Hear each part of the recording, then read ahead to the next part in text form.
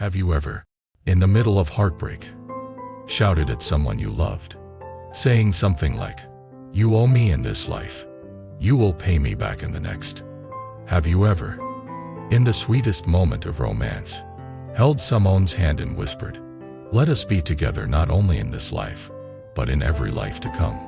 Welcome back to the channel, my friend. I am really happy you are here again, sitting with topics most people are afraid to look at directly.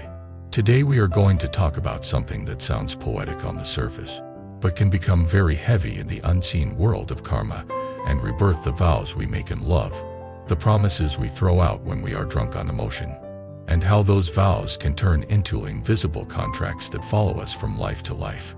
The story we are expanding today is based on the real experience of a lay sister, a woman who went through shocking emotional ups and downs, and eventually discovered that the roots of those storms were not only in this life, but in vows she had made in other lives. Through her story we will explore three main ideas. First, that every word we say carries weight in the universe, especially when it is charged with strong emotion and intention.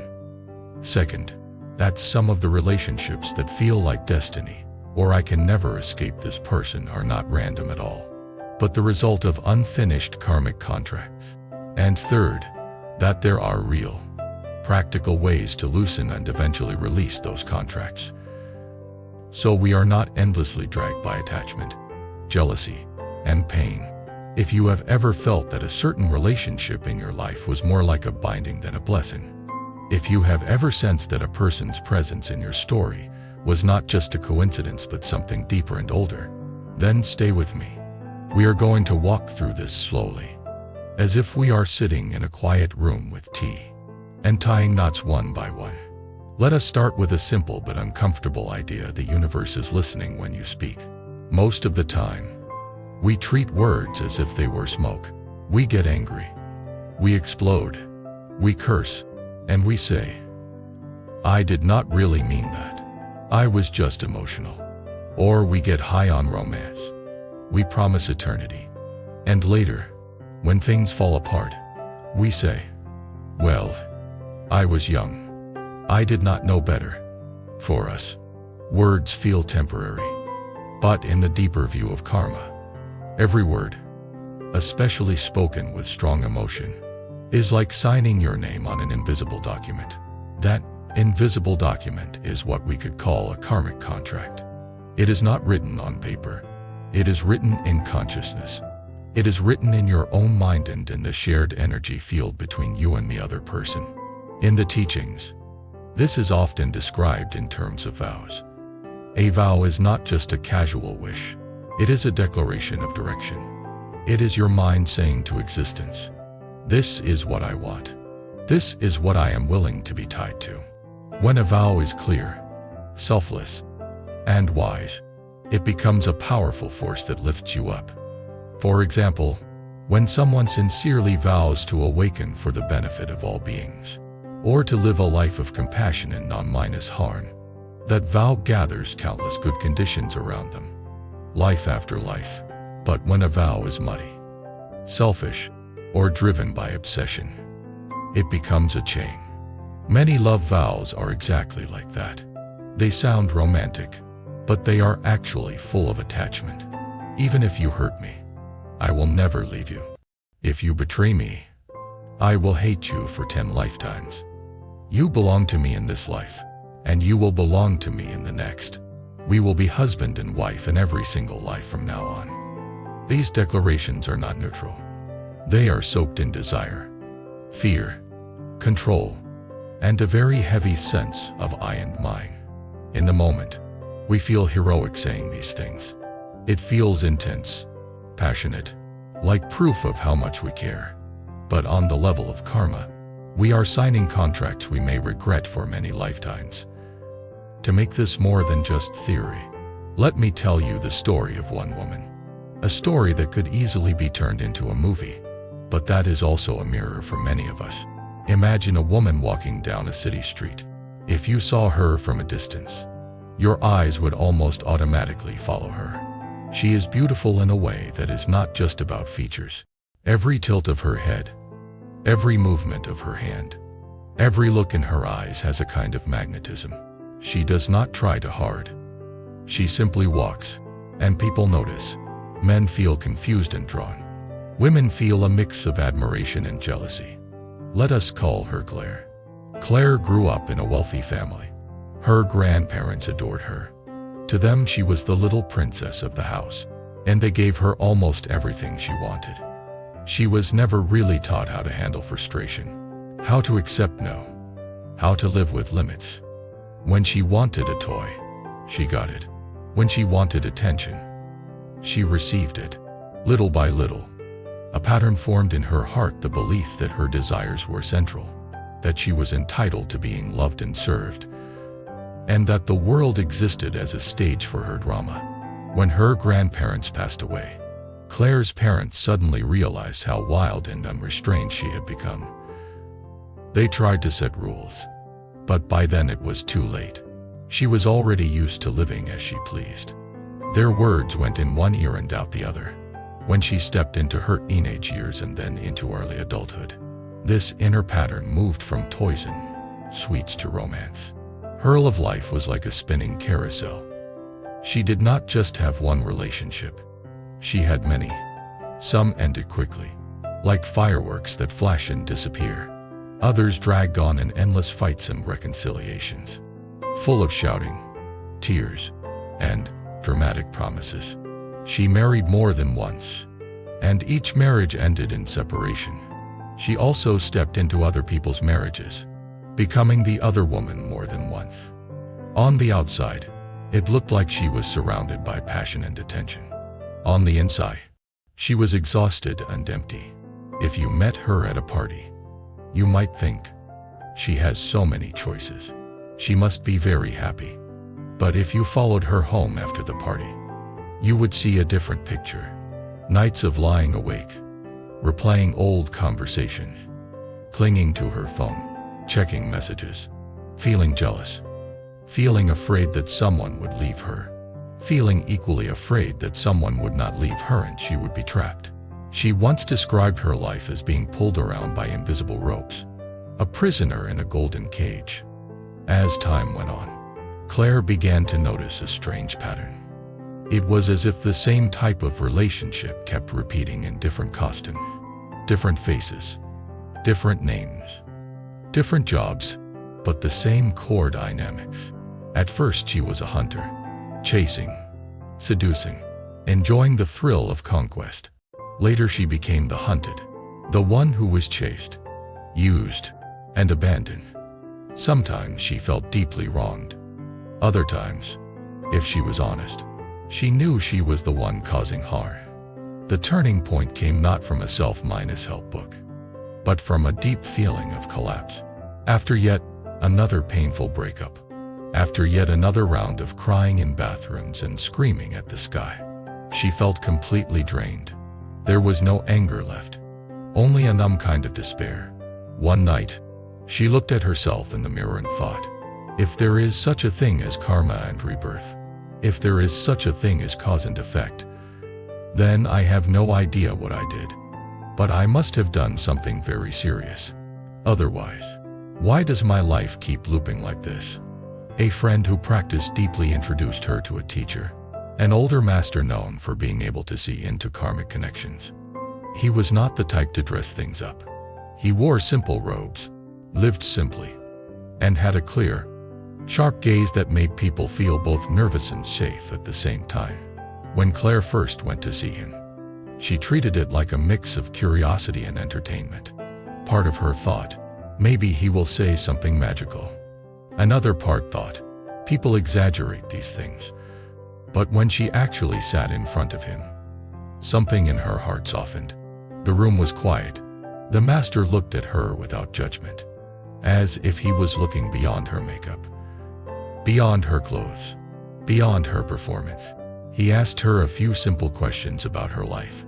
As she spoke, the words poured out of her like a river. She told him about her string of marriages, about the affairs, about the jealousy, about being both victim and perpetrator. She told him about the voices in her head that would say things like, if you leave me, I will make you pay. Or, even if we are not together in this life, we will be in the next. She confessed that sometimes in moments of anger she would shout, "You owe me in this life. You will pay me in the next life too." The master listened quietly. When she finished, he stayed silent for a while, as if listening to something she could not hear. Finally, he said, in a calm and almost gentle voice, "Your beauty, your ability to attract love and attention, did not come from nowhere. It is the result of a lot of past generosity and giving. But the way you have used it has also created many knots. You have signed many contracts without knowing it." She stared at him. "Contracts? What kind of contracts?" He said, "Karmic contracts. Vows. Promises that were not honored. Hearts that were played with and thrown away. Vows you made with one person to stay together for life after life, and then broke. The people you hurt did not forget. Their pain did not disappear. When we die, we drop the body, but we do not drop our attachments and unresolved emotions that easily. So life after life, you and they keep meeting again, pulled together by old words, old actions, old vows." Her mind went blank for a moment. Then she tried to laugh it off. "Are you saying all my exes are from past lives too?" The master did not smile. "Not all, but some. And more importantly, you have a habit of making vows in the heat of emotion. In one lifetime you vowed with a man that you would be together not only in that life, but also in the next. When you made that vow, you were full of desire and attachment. That vow became a chain linking you two in the wheel of rebirth. In a later lifetime, when the conditions changed and you no longer wanted to honor that vow, you broke it and dreamed. But the vow did not melt away just because you got bored. It remained, and the other side's pain turned into resentment." He paused, then added, "You can think of it this way every time you say, with strong emotion, 'We will be like this forever,' or 'You will never escape from me,' or 'You must pay me back lifetime after lifetime.' You are sending a very clear signal into the universe." Existence responds, "Very well. We will arrange it. The arrangement may not take the form you like. It may appear as you and that person being pulled toward each other again in situations full of suffering and confusion." Claire felt a chill run down her spine. She thought back to all the things she had said in moments of rage or passion. She remembered shouting, "In the next life you will still be repaying me," and also whispering, "I will be your wife in every life." At the time, those sentences felt like harmless exaggerations. Now, in the presence of this teaching, they felt like heavy chains clanking in the dark. The master saw the fear in her eyes and softened his tone. "Do not panic. The point is not to scare you. The point is to help you wake up. You cannot erase all the karma you have already created in one moment, or you can stop creating new chains starting now, and you can begin to transform the old ones." That night, after the meeting, Claire went home shaken. She lay down but could not sleep. Her mind was full of images and questions. At some point in the early morning, she drifted into a dream that did not feel like a normal dream. It felt like a door opening. In the dream, she was no longer in modern clothes. She was wearing fine garments of an older era. The room around her was lit by lanterns. There was music, laughter, the soft clink of cups. She was the center of attention, surrounded by men who were looking at her with a mix of desire and adoration. She smiled. She laughed.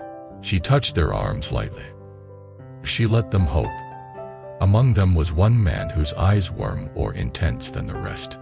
He was not necessarily the most handsome, but his gaze was deep and serious. He looked at her as if she were his entire world. In the dream, Claire knew and did not know him at the same time. Part of her felt a strange familiarity, as if she had seen those eyes recently in another face. At some point in the dream, the crowd faded. It was just the two of them, on a balcony under the moon. He took her hand and said, "Promise me. Promise that you will be mine life after life." that we will always be husband and wife. His voice trembled with hope and fear. In the dream, she smiled. It was the smile of someone who enjoys being worshipped. She said, almost casually, "Of course, I promise. Life after life, we will be together. Even if you want to run away, I will not let you go." The words slid out of her mouth like silk. She did not consider what they truly meant. She just enjoyed the effect they had on him. The scene shifted. Time jumped. Now she was with another man. Different clothes, different house, different city. She was in love, or at least she thought she was. She was laughing, leaning on his shoulder, making new promises. This time in reverse, forget about him. You are the one I want. I will follow you from one life to another. No matter what, you and I will be together again. The dream followed her through many such scenes. Sometimes she was the one making intense vows. Sometimes it was the other person. Sometimes she kept her promise for a while, then grew bored and left. Sometimes she cheated. Sometimes she lied. Sometimes she manipulated. Sometimes she pretended to be a victim. Each time, words of forever were thrown around like confetti. Each time, Simone's heart was broken. The last scene of the dream was not romantic at all. It was a scene of confrontation. A woman stood before her, eyes full of tears and anger, shouting, "You said you would not leave him. You said you would not take him from me. But you stole him anyway. You said we were sisters, but you pushed me into the fire." The pain in that woman's voice was like a knife. When Claire woke up, her chest hurt physically. Her heartbeat was racing, and her body was covered in cold sweat. For a moment she did not know where she was. The emotions of the dream felt heavier than the softness of the bed around her. She could not go back to sleep. All she could think was, what if that was not just a dream? What if those were fragments of what I once did? What if the women who attack me now with sharp words and cold eyes are the same souls I once betrayed? What if the men I cannot seem to escape now are the ones I tied myself to with foolish vows long ago? The next full moon, she returned to the master. Before she could even describe the dream in detail, he nodded gently, as if he already knew. "Dreams like that are not always literally accurate," he said, "but they show the broad pattern. You do not need to obsess about exact details. Who was who, and so on. What matters is that you understand the principle. Every emotional bond you create with attachment and unwise vows becomes a thread. Enough threads, and you have a rope. Enough ropes, and you have a net. You have been living in that net." She asked, "So am I doomed? Am I supposed to spend my whole life and many lives after this paying for my past mistakes? Is there no way out?" The master replied, "The karma you have already planted has results that you cannot simply escape by hiding. If the causes are ripe and the conditions come together, you will experience the result. That is true. But there is a big difference between going through results with hatred and ignorance, and going through them with understanding and repentance. One way creates more karma. The other way completes and closes a karmic line." He gave her to keep pieces of guidance. First, from today onward, do not casually form impure bonds, especially in love. Do not throw around vows like "we will be together for all lifetimes," or "you will never get rid of me," or "I will hate you forever." Even if you think you are joking, the deeper mind does not joke. The universe does not joke. When you speak with strong intention, you are authorizing a future. He suggested that she avoid promising eternity in romantic relationships and instead keep her words simple, honest, and present-minded focused. No more drunken declarations of next life, "we will marry again." Second, he told her, for the bonds you have already formed, both in this life and past lives, start to practice sincere repentance and the wish for clean connection. That means you no longer want to possess or control the other person, whether as a lover or as an enemy. Instead, you wish that the karma between you and them be transformed from entanglement into mutual support on the path to awakening. You ask in your heart that any knots remaining between you be loosened, that whatever debts exist may be paid off with as little suffering as possible, and that neither side creates new chains. He encouraged her to sit quietly, bring to mind people with whom she felt heavy and complicated emotions, and to admit from her heart, in whatever ways I have hurt you, lied to you, used you, or bound you, knowingly or unknowingly, I am sorry. May the karmic link between us be purified. May we go from being karmic creditors and debtors to being fellow travelers who bless each other and let each other go. This was not a one-time ritual. It was a practice. Sometimes she did it in meditation.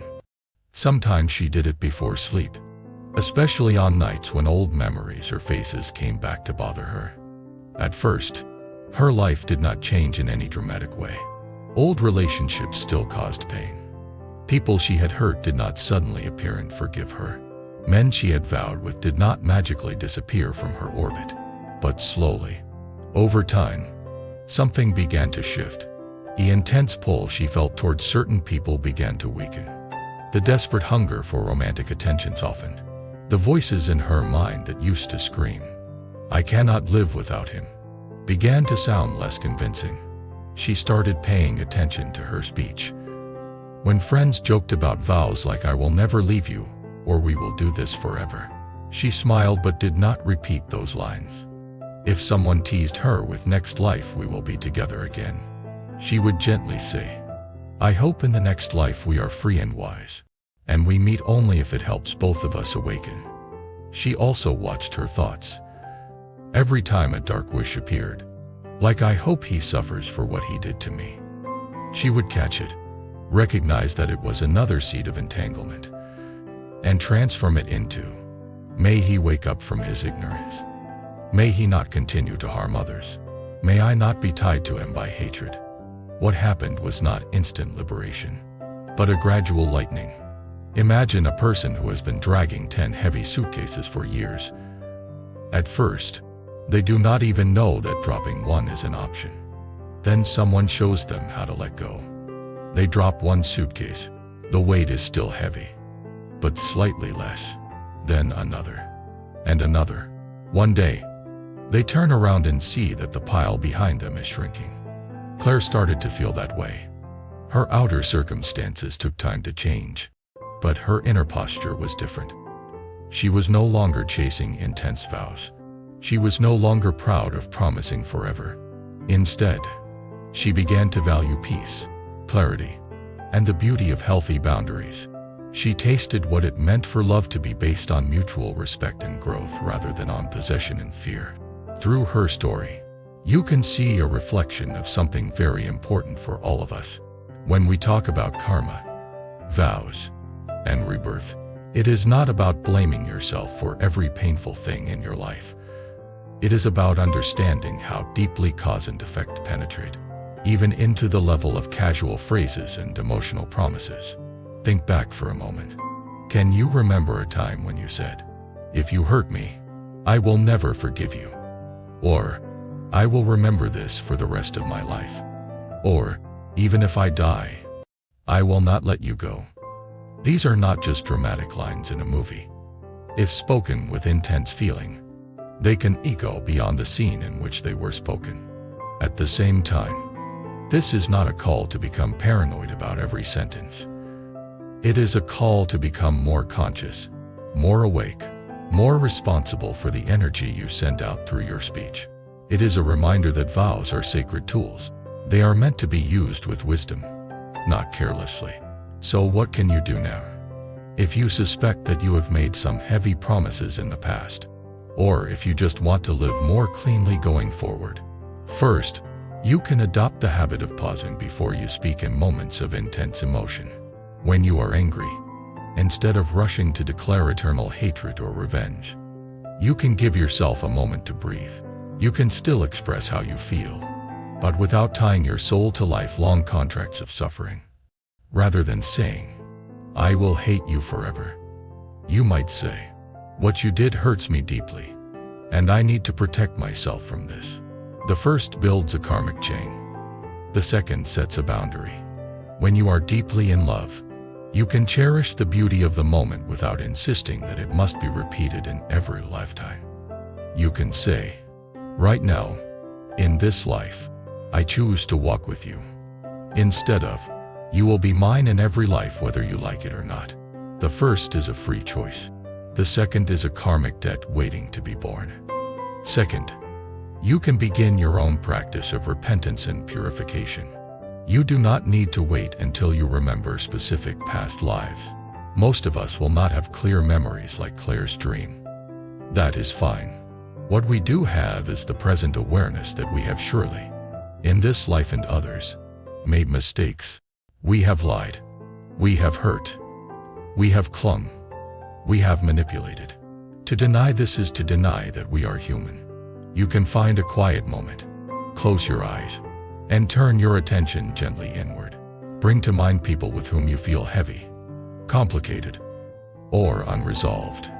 They may be ex-partners, family members, friends, rivals, or even people you simply cannot stand. One by one, speak to them in your heart. In whatever ways I have harmed you, intentionally or unintentionally, in this life or any other, by word, by thought, or by action, I am truly sorry. I no longer wish to hold you or be held by you through hatred, obsession, or unhealthy attachment. May the karma between us be purified. May whatever debts exist be completed in the wisest and gentlest way. May we both move toward freedom. You can also extend this beyond specific people, to all beings you may have hurt without even knowing it. Perhaps animals you ate or abused, strangers you ignored, hearts you stepped on casually. The point is not to drown in guilt.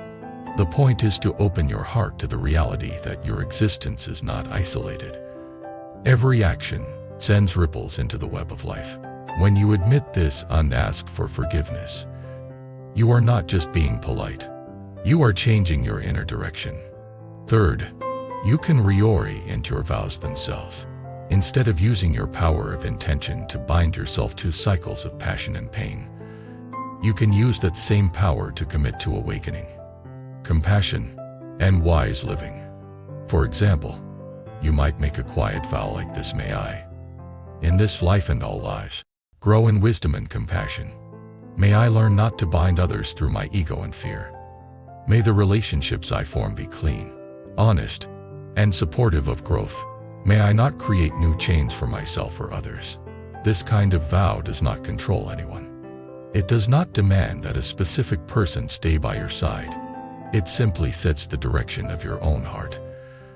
It invites the universe to bring into your life those connections that help you awaken, and to loosen those that keep you trapped in old patterns. Now, I want to bring this even closer to you with some reflections that might resonate on a very personal level. Maybe you have experienced a relationship that felt strangely fated. From the moment you met the person, you felt an overpowering sense of "I know you," or "I cannot walk away from you, even though you are not good for me."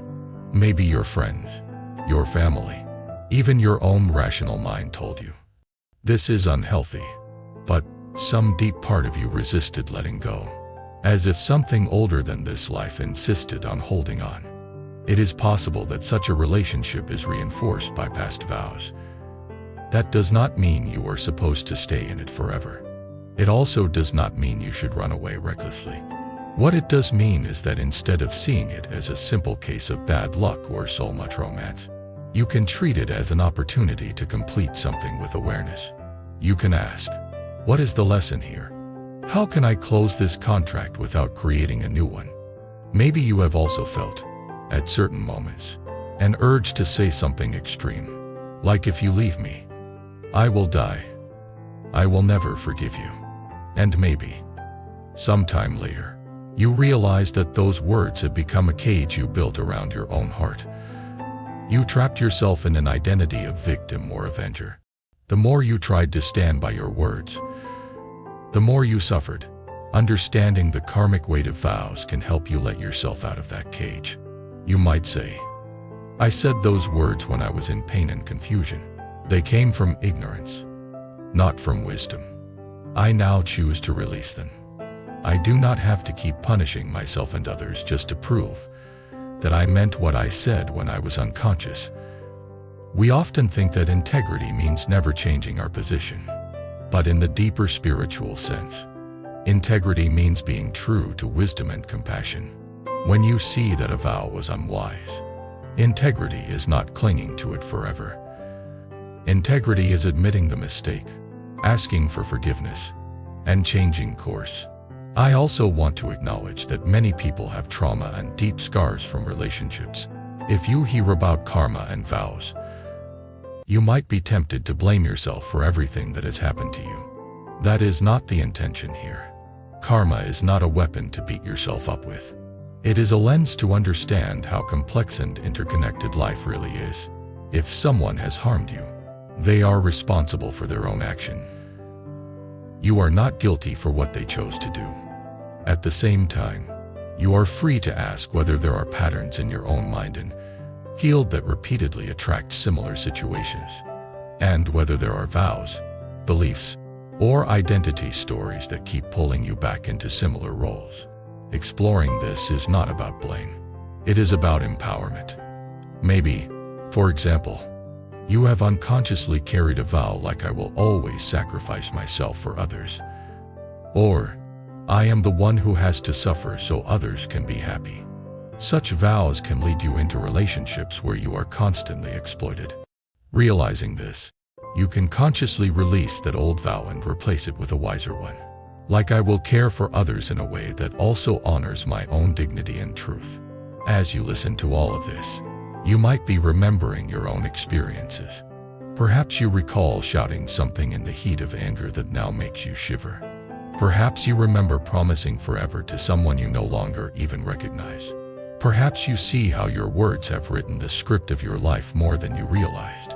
If that brings up sadness, let the sadness be there. But do not stop there. Turn the sadness into a tender determination to live differently from now on. Let your speech become more conscious. Let your vows be fewer, but deeper and cleaner. Let your heart learn the difference between love that liberates and attachment that binds. Before we move toward the closing, I want to share something like a gentle confession from my side, as if we were friends walking in a park at sunset. It is easy to talk about vows and karma in theory. It is harder to watch them at work in your own life. Maybe you, like many people, have experienced something like this. You say to someone, "I will never leave you," and in that moment, you sincerely believe it. Time passes. You change. They change. Circumstances change. The relationship becomes unhealthy, even harmful. But because you once said those words, you feel trapped. You think, if I leave now, I am a liar. I am unfaithful. So you stay, suffering, and the other person may also suffer. That original vow, made with good intention but without deep wisdom, turns into a chain. Or maybe the opposite happens. In a moment of anger, you shout, "I will never speak to you again," and slam the door. Later, you regret it, but your pride locks the door from inside. Years pass. The relationship withers. Then one day, you receive news that the person is gone from this world. The chance to apologize is gone. The sentence you shouted becomes a reality, not because fate forced it, but because you chose to repeat that vow with your actions, day after day. The teaching about vows and karma is here to wake us up before we reach that point. It is here to invite us to put awareness between feeling and speech, between emotion and declaration. It is here to show us that we are constantly writing invisible contracts with our words, and that we have the power to write more skillful ones. As we come toward the end of this long reflection, let us gather the main threads in a simple, heartfelt way. The vows we make, especially in love and hatred, are not nothing. They carry force. They shape lifetimes. Casual words like "next life," "we will still be husband and wife," or "you will repay me forever," can become chains linking souls through cycles of joy and pain. Some of the can never let go relationships in your life may be supported by these chains. At the same time, you are not powerless. You can stop adding new links to the chain by becoming more mindful of what you say in intense moments. You can begin to loosen old chains through repentance, forgiveness, and new, wiser vows. You can shift your intention from "I want to bind you to me" toward "I want both of us to be free and to grow." When you do this, your destiny begins to change in subtle but real ways. The same people may still be in your life, but the energy between you is different. Situations that once pulled you into repeated drama start to lose their grip. You feel more space inside. You are less controlled by old scripts and more able to respond from a place of presence. Now, I want to turn the microphone toward you for a moment. Have you ever said something in the middle of love or anger that now makes you feel uneasy? Have you ever felt that a relationship was more like a karmic debt than a free choice? Have you ever tried, through prayer, meditation, or simple heartfelt intention, to let go of old attachments and felt a subtle relief, as if a knot in your chest loosened just a little? If you feel comfortable, I invite you to share some of those experiences in the comments. You do not have to reveal names or details you want to keep private, but talking about how you have seen vows and patterns at work in your own life can help you integrate the lesson. And it might also give someone else a much-needed insight. Maybe you will write about the time you realized that your repeated relationships with the same type of person were not random. Maybe you will share how you changed your self-minus talk from "I will always be the one who gets hurt" to "I am learning to choose differently." Maybe you will describe a dream that felt like a memory, a moment when you sensed that your connection with someone went beyond this lifetime. Your story, told honestly and gently, can become medicine not just for you, but for others. In a world that often uses the word karma as a joke or an insult, we need spaces where we can talk about these things with respect and depth. If you feel that this long, reflective journey has touched your heart, helped you understand your own life a little better, or simply made you more careful with your words, I truly invite you to stay connected with this channel. You can subscribe so you do not miss future explorations of awakening, wisdom, cause and effect, practice, and destiny. These are not abstract topics. They are the invisible frameworks behind the very real joys and sorrows of daily life. If you found value here, click like so that the platform is more likely to show this to others who might need it. You can also share this video with friends who are suffering in love, who feel stuck in repeating patterns, or who often say things like, "Why do I keep meeting the same type of person?" Maybe hearing about vows and karmic contracts will open a new door in their understanding. And if you feel moved to support this space more deeply, consider joining as a channel member.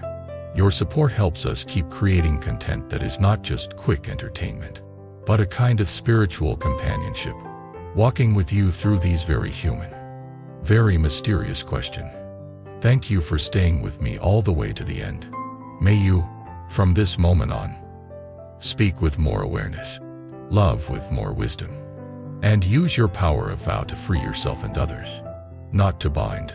May the chains of past ignorance gradually fall away, and may you walk this life and any future lives with a heart that is lighter, clearer, and more at peace.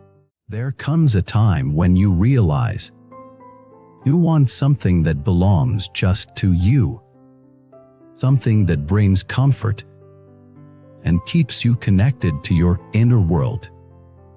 Wall-crafted bracelet does exactly that. Quietly, softly, and consistently. If you felt drawn to any bracelet in this video, you'll find the purchase link in the video description, and many more auctions in the channel's storefront. Because sometimes the smallest item can bring the biggest sense of peace.